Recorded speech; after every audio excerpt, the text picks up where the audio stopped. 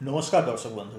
October এবং নভেম্বরে market কারেকশনের পর ডিসেম্বরের মাঝামাঝি মার্কেট একটু ঘুরে দাঁড়িয়েছে। তো এই অবস্থায় দাঁড়িয়ে আগামী দিনে মার্কেট কেমন যাবে, কি কি ট্রিগার্স আছে, কোন কোন স্টকের দিকে নজর রাখতে হবে এবং আমাদের পোর্টফোলিওতে কি কি স্টক আছে, এই সমস্ত কিছু নিয়েই আজকের এই ভিডিও। প্রথমেই বলবো যে কারেন্ট মার্কেটের ট্রিগার কি আছে, কি কি হচ্ছে। দেখুন, অক্টোবর এবং নভেম্বর মিড অবধি যখন মার্কেট খুব কারেকশন হয়েছিল, আমি একটা কথা খুব ক্লিয়ার বলেছিলাম, তার one of the primary reason ছিল অনেক বড় বড় সাইজের আইপিও, যেটা কিনা কেউ বলে না। কি হয়েছিল, অক্টোবর থেকে নভেম্বরের ফার্স্ট 2 উইকসের মধ্যে প্রায় 50,000 কোটি টাকার আইপিও মার্কেটে আসে। তো যখন এই বড় আইপিও মার্কেটে আসে, তো তার মানে কি হয়, ইনভেস্টাররা সেই সব জায়গায় ইনভেস্ট করে, যেমন প্রচুর ফরেন ইনভেস্টাররাও ইনভেস্ট করে। তো যখন ফরেন ইনভেস্টাররা ইনভেস্ট করছে, মানে টাকা নতুন করে ঢালছে, তো তখন অটোমেটিক্যালি সেই ফরেনাররা বা বড় বড় ফান্ড হাউসরা অন্য কোনো জায়গা থেকে হয়তো টাকা নিয়ে আইপিওতে ইনভেস্ট করছে। তো সেই কারণে একটা রিডেমশন প্রেশার আসে, সেই কারণে একটা লিকুইডিটি প্রেশার আসে এবং বড় আইপিও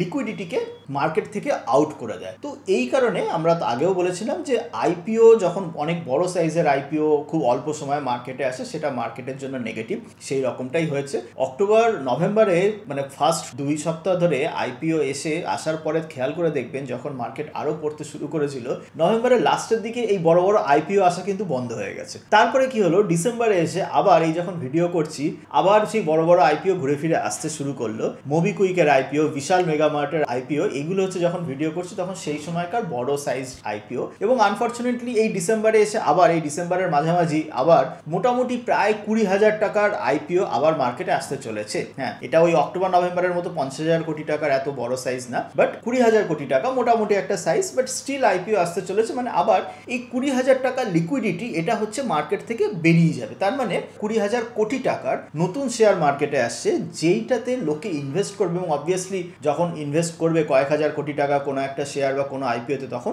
অন্য কোনো জায়গা থেকে রিডেমশন প্রেশার আসার ফলে কিন্তু মার্কেট একটু উইক থাকে। তো এটা একটা হয়ে গেল আইপিওর ব্যাপার। আইপিও আবার বড় সাইজের আইপিও আসছে। সেকেন্ড কি ব্যাপার হচ্ছে, সেকেন্ড আমরা দেখেছি যে reserve bank of India recently CRR cut করেছে। তো খুব সিম্পল ভাষায় বললে এই সিআরআর কাট, এইটাতে কি হয়, এইটাতে হলো মার্কেটে লিকুইডিটি কিছুটা বেড়ে যায়, মানে ব্যাংকগুলো আরো কিছু বেশি টাকা লোককে লোন দিতে পারে। এবার যখন এই ইন্টারেস্ট রেট কাট হয়, যখন এই সিআরআর কাট হচ্ছে, তো তখন সেটা মার্কেটের জন্য পজিটিভ, কারণ কোম্পানিরা ইজিতে লোন নিতে পারে, মানে লিকুইডিটি ফ্লাশ আউট করছে, মার্কেটে লিকুইডিটি বাড়াচ্ছে। তো এই যে রিজার্ভ ব্যাঙ্ক অফ ইন্ডিয়া, যদিও এই রিসেন্ট মিটে তারা রেপো রেট মানে ইন্টারেস্ট রেট কমায়নি, যেটা এক্সপেক্ট করা হচ্ছে যে আগামী বছর ইন্টারেস্ট রেট কমাবে, যেটা কিনা এগেইন মার্কেটের জন্য পজিটিভ। তো আপাতত সিআরআর এইটা কমিয়েছে, যার ফলে ব্যাংকগুলোর কাছে বেশি টাকা এসেছে, যাতে করে তারা বেশি লোন দিতে পারে বিজনেসদের। তো অবভিয়াসলি এই জিনিসটা, যে লিকুইডিটিকে ইনক্রিজ করা, লিকুইডিটিকে পুশ আপ করা, এটা এগেইন ওভারঅল মার্কেটের জন্য কিন্তু পজিটিভ। থার্ড কি আছে, থার্ড হচ্ছে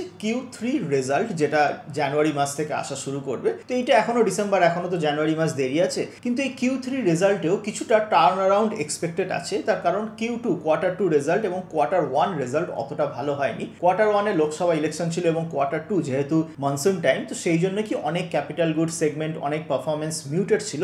কোয়ার্টার 3 রেজাল্টে যেহেতু Q2-তে মানে বৃষ্টি ভালো হয়েছিল, রিজার্ভার লেভেল এখনো ফুল আছে, তো এই Q3 রেজাল্ট মানে কোয়ার্টার 3-তে ওভারঅল মানে টপ ইন্ডিয়ান কোম্পানিজদের পারফরমেন্স এক্সপেক্টেড কি Q2 এর থেকে বেটার হবে, টার্ন অ্যারাউন্ড এক্সপেক্ট করা যাচ্ছে, যেটা কিনা জানুয়ারির মাঝামাঝি থেকে বোঝা যাবে। তো সেইখানে একটা পজিটিভ হলেও হতে পারে। তো এই সমস্ত কিছুকে যদি আমি একসঙ্গে করি, তো একসঙ্গে করলে একটাই কথা বলবো, যে আগামী দিনে মার্কেট যে হিউজ বাড়বে সেরকমও কিছু না, আবার যে হিউজও কারেকশন হবে সেই রকমও কিছু না। মোটামুটি মিউটেড বা মোটামুটি কনসলিডেট এই রকম জিনিসটা করবে। মানে 2024-এ যে যেমন একটা সময় যেমন হিউজ, মানে যেই মার্কেটে আসছে আপনি ইজিলি প্রফিট করে বেরিয়ে যেতে পারছেন, তো সেই জায়গাগুলো হবে না। মোটামুটি মার্কেট একটা আগামী দিনে কনসলিডেশন ফেজে যাবে। কিন্তু মনে রাখবেন, ওভারঅল মার্কেট যেমনই থাকুক না কেন, কিছু কিছু শেয়ার থাকে, কিছু কিছু শেয়ার কিন্তু মোটামুটি সবসময় পারফর্ম করে থাকে। তো আপনারা যারা আমাদের পেড মেম্বার্স বা আমাদের যারা চ্যানেল অনেকদিন ফলো করছেন, তারা জানেন যে আমাদের যে পেড রেকমেন্ডেশন বা যে শেয়ারগুলো আমরা ইউটিউবে আলোচনা করেছি, সেইগুলো এই অক্টোবর নভেম্বরের এত কারেকশন হওয়া সত্ত্বেও কিন্তু তেমন কিছু পড়েনি।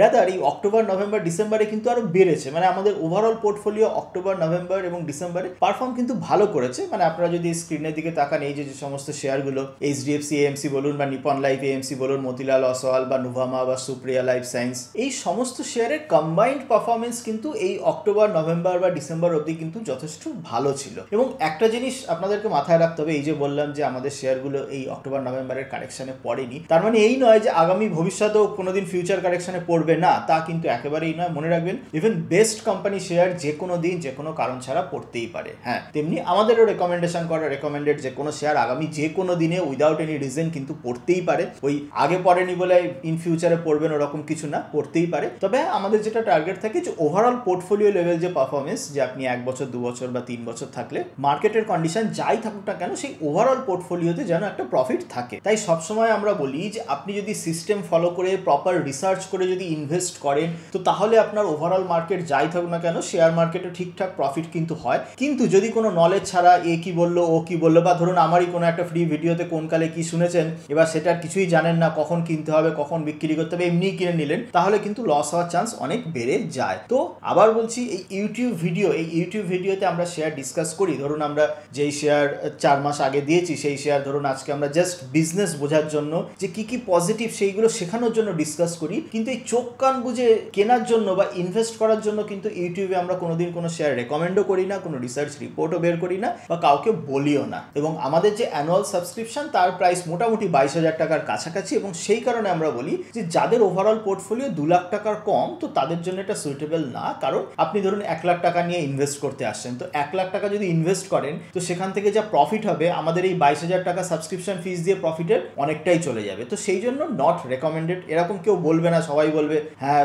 সাবস্ক্রিপশন করে নাও, বাট আমরা সেরকম বলি না। আমরা বলি যে যদি আপনি সিরিয়াস ইনভেস্টার হন, আপনার যদি 2 লাখের ওপরের পোর্টফোলিও থাকে তো তাহলেই আপনি আমাদের পেড মেম্বারশিপ কনসিডার করতে পারেন। আদারওয়াইজ আমাদের এই চ্যানেলে অনেক ফ্রি গাইডেন্সও আছে কি করে আপনি ওভারঅল পোর্টফোলিওতে প্রফিট করতে পারবেন। সেগুলো যদি কেউ জানতে চান তাহলে কমেন্টে জানাতে পারেন, আমরা সেই ভিডিও লিংক দিয়ে দেবো। যেহেতু শেয়ার বাজারে ইনভেস্ট করার আগে কোথায় কি হচ্ছে বা আপডেটেড নিউজ জানা জরুরি, এবং যেহেতু স্মল ইনভেস্টারদের কাছে কোনো পেড মেম্বারশিপ বা হাই ভ্যালু প্ল্যান নেওয়ার যেহেতু সামর্থ্য থাকে না, তো সেই জন্য যে BlinkX বলে একটি প্ল্যাটফর্ম যেটা কিনা JM ফাইন্যান্সিয়াল দ্বারা ক্রিয়েটেড, তারা কিন্তু খুব সিম্পল এবং কনভিনিয়েন্ট একটা প্ল্যাটফর্ম প্রোভাইড করছে যেখানে আপনি রিসার্চ কলের সাথে সাথে আপনি আনলিমিটেড ফ্রি ব্রোকারেজ পেয়ে যাবেন অ্যাক্রস অল সেগমেন্ট। মানে আপনার delivery, equity, F&O, cash, IPO সমস্ত কিছু সেগমেন্টে আনলিমিটেড ফ্রি ব্রোকারেজ এবং এর সাথে সাথে রিসার্চ কল, যার জন্য কিছু প্ল্যান। সেই প্ল্যানগুলো কেমন আছে, 249 টাকায় 2 মাসের জন্য, 599 টাকায় 6 মাসের জন্য এবং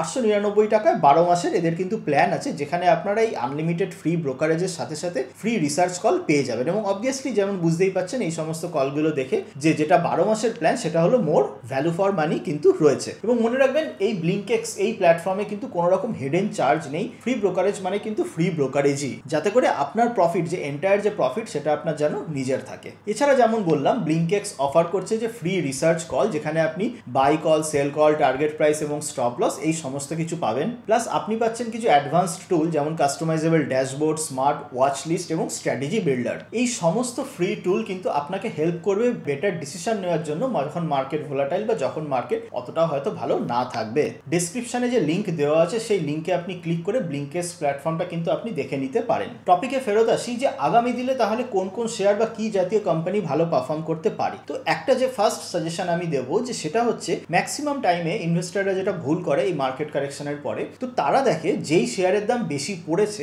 সেইখানে বেশি ইন্টারেস্টেড হয়। মানে ধরুন হয়তো কোনো শেয়ার 2024 সালে 100 টাকা থেকে 200 টাকা হয়েছে, 200 টাকা থেকে এই অক্টোবর নভেম্বরে পড়ে হয়তো 150 টাকা হয়ে গেছে। তো তখন ইনভেস্টাররা ভাবে আরে শেয়ারটা 100 থেকে 200 হয়েছে, 200 থেকে 150 হয়ে গেছে, তো তাহলে হয়তো সস্তা হয়ে গেছে, তাহলে আবার আমি 150-তে ইনভেস্ট করি, আবার হয়তো খুব তাড়াতাড়ি 200 হয়ে যেতে পারে। তো এটা কিন্তু একটা ভুল স্ট্র্যাটেজি। তো কারণ এই যে যেই শেয়ারের দাম এতটা খুব শর্ট টাইমে পড়ে যায় সেই শেয়ার কিন্তু রিকভারিও এত তাড়াতাড়ি নাও হতে পারে। তো তার থেকে বরং আমরা যেটা সবসময় রেকমেন্ড করি যে এমন শেয়ারগুলো খুঁজুন যে যারা ওভারঅল মার্কেটে কারেকশন সত্ত্বেও খুব একটা যে শেয়ারগুলো পড়েনি, মানে এই অক্টোবর নভেম্বর এই সময়েও মানে ওভারঅল নিফটি সেন্সেক্সের কারেকশন সত্ত্বেও যেই শেয়ারগুলোর দাম খুব একটা পড়েনি, তো তাদের মধ্যেই লুকিয়ে আছে ফিউচার উইনার। মানে আপনি যদি এরকম 10খানা শেয়ার খুঁজে পান যেগুলোর দাম খুব একটা পড়েনি, আর যদি 10টা শেয়ার খুঁজে পান যেগুলোর দাম পড়েছে মার্কেট কারেকশনের সঙ্গে, তো ফোকাস করুন ওই 10টা যেগুলো পড়েনি, কারণ ওই 10টার মধ্যে 4-5টা এমন শেয়ার থাকবে যে যেইগুলো কিন্তু আগামী দিনের উইনারে পরিণত হতে পারে। নেক্সট যেটা আমি বলবো যে আমরা দেখবেন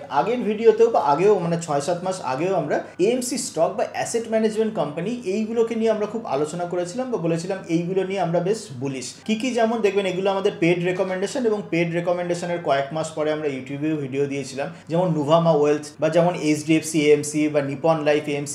এই সমস্ত AMC শেয়ারগুলো কি এদের একটা রেকারিং ইনকাম আছে, ওভারঅল মার্কেট মার্কেট যতদিন ভালো থাকবে এরা কিন্তু বেশ ভালো পারফর্ম করবে। কিন্তু হ্যাঁ, এটাও মনে রাখতে হবে যদি ওভারঅল মার্কেট 1 বছর 2 বছর কি 3 বছরের জন্য মিউটেড থাকে, তো তাহলে কিন্তু এই শেয়ারগুলোর আবার আন্ডার পারফর্ম, বেশ ভালো মতো আন্ডার পারফর্ম করবে। আদারওয়াইজ যে এই যে বেশি করে যে মানুষ যে এখন যত দিন যাচ্ছে তত এই ফিজিক্যাল অ্যাসেট ছেড়ে ডিজিটাল অ্যাসেট মানে ফাইন্যান্সিয়াল অ্যাসেট, এই শেয়ারস, মিউচুয়াল ফান্ড এইসব দিকে আসছে, যত দিন যাচ্ছে প্রত্যেক মাসে মাসে এসআইপি নাম্বার বাড়ছে, নতুন ডিম্যাট অ্যাকাউন্ট খোলার সংখ্যা বাড়ছে, প্রচুর ইয়ং ছেলেমেয়েরা যেই শেয়ার বাজারের দিকে আসছে, এতে করে কিন্তু ডাইরেক্ট বেনিফিশিয়ারি হচ্ছে এই ওয়েলথ ম্যানেজমেন্ট কোম্পানিগুলো। কারণ যত লোকে বেশি শেয়ার বাজারে আসবে এই সমস্ত কোম্পানি তত বেশি প্রফিট। এবং আরও মজার হচ্ছে যে একটা টাইমের পরে সেলস বাড়ার সাথে সাথে এই সমস্ত কোম্পানিগুলোর খরচা বাড়ে না, যার জন্য যা এক্সট্রা সেলস সেইটা পুরোটাই আপনার অ্যাডিশনাল প্রফিটে চলে যায়। তো এই যে সমস্ত কোম্পানিগুলো বললাম, এগেইন এগুলো আমাদের অনেক পুরনো রেকমেন্ডেশন। যেমন আপনারা এই স্ক্রিনশটে দেখতেই পাচ্ছেন, এখানে আমাদের ডেট অফ রেকমেন্ডেশনও দেওয়া রয়েছে,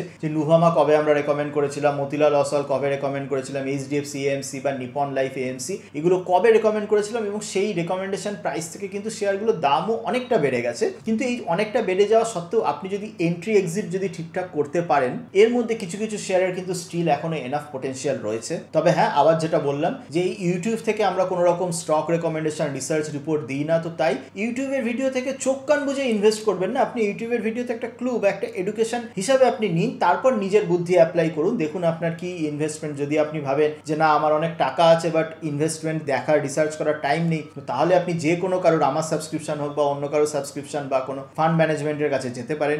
যদি ভাবেন যে না আমার কাছে টাকা নেই কিন্তু আমার কাছে এনাফ টাইম আছে রিসার্চ করার, তো তখন আপনি এই শেখা জানা এইগুলোকে নানান রকম শেয়ার নিয়ে রিসার্চ, এর পেছনে কিন্তু বেশি সময় দেবেন। আর যদি বলেন যে না আমার তেমন টাকাও নেই, সময়ও নেই, তার জন্য কিন্তু এই নিফটি 20 বা নিফটি 50 ইটিএফ নিয়ে আমরা আগেও অনেকবার বলেছি, ডেসক্রিপশনেও সেই রকম পুরোনো এক ভিডিওর লিঙ্ক আপনি পেয়ে যাবেন, সেইগুলো কিন্তু দেখে নিতে পারেন। ভিডিও শেষ করার আগে আমি আবার এটা বলবো যে আগামী দিনে নেক্সট মানে কয়েক মাসের জন্য মার্কেট যেমন হিউজ বাড়বে না আবার হিউজ পড়বেও না, কনসলিডেট করবে। কিন্তু এই কনসলিডেশনের মধ্যেও যে কোনো টাইমেও কিন্তু কিছু না কিছু শেয়ার থাকবে যেগুলো দেখবেন আউট পারফর্ম করবে, মানে অন্যদের থেকে বেটার পারফর্ম করবে। তো অবভিয়াসলি একজন বেটার ইনভেস্টরের কাজ হলো সেই সমস্ত শেয়ার খুঁজে বার করা। আর যখন এই সমস্ত শেয়ার খুঁজবেন তখন আগে খেয়াল করুন যে কোন শেয়ারের দাম মার্কেট কারেকশনও বেশি পড়েনি। আপনি খুব সিম্পল স্ক্রিনার অ্যাপ্লাই করে, স্ক্রিনার প্রচুর জায়গায় ফ্রিতে পাওয়া যায়, নিজের একটু বুদ্ধি খাটিয়ে, নিজের অবভিয়াসলি টাইম বেশি দিতে হবে। তো এইগুলো করে আপনি এইরকম একটা লিস্ট বার করুন 50 কি 60-70টা শেয়ার, যে যেইগুলো এই অক্টোবর নভেম্বরের কারেকশনে ওভারঅল মার্কেট কারেক্ট হলেও শেয়ারগুলোর দাম খুব একটা পড়েনি।